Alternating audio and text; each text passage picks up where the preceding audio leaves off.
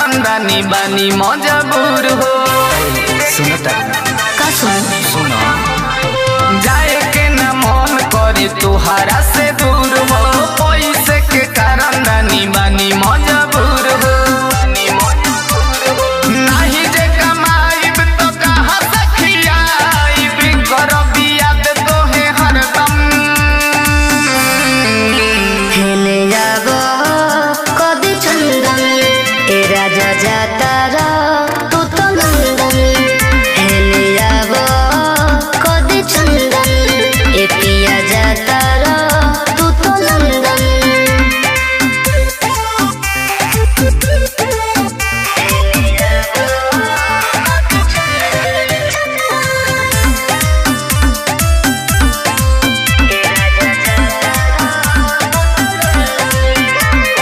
चल जइब बहरा त कटी कैसे रतिया याद आई कोई तोहर मीठी मीठी बतिया।